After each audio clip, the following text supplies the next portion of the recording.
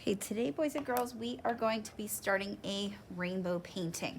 So you're going to be getting a big placemat and a large piece of paper. Make sure you write your name and a K-O, whatever your classroom number is, on one side, and then flip it over to the clean side. You are going to get a brush, a cloth, and an ice cube tray with those Roy G. Biv colors. Remember, R is for red, O is for orange, Y is for yellow, G is for green, B is for blue, I for indigo. Remember, indigo is just blue and purple mixed together, or blue and violet, because V is for violet. And remember, violet is just a fancy name for purple. So we are going to paint in this order, just like you see on your ice cube tray. So we're gonna kind of zigzag and come down.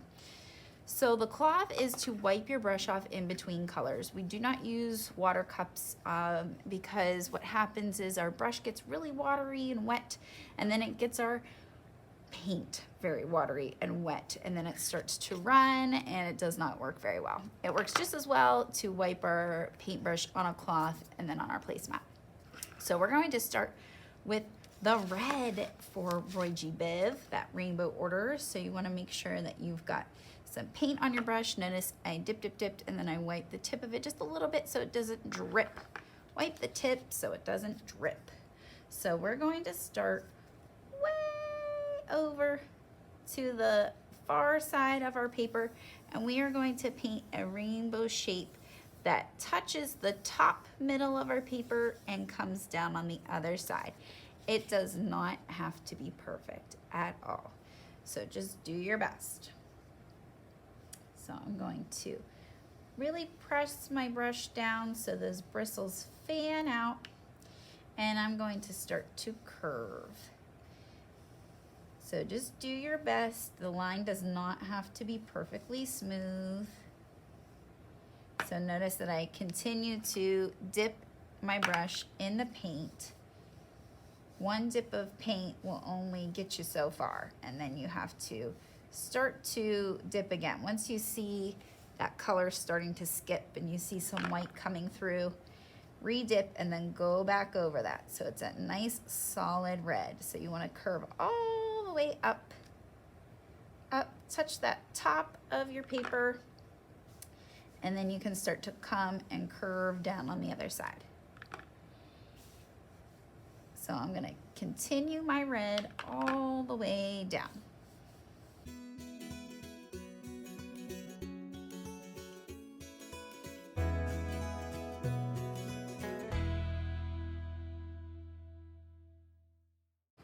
Once you're happy with your red, you're gonna wipe off your brush, and you can just leave your cloth on the table and wipe.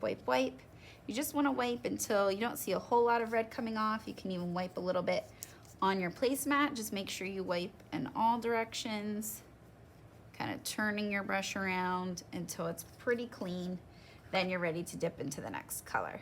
So the next color is orange, and I'm going to go right up against my red, and I'm going to paint my orange. So you can go in with like a second stroke beside if you want to make it a little wider. And it's okay if it touches your red a little bit. Might even mix in a little bit too, and that's okay. So I'm just gonna dip back into my orange and continue around.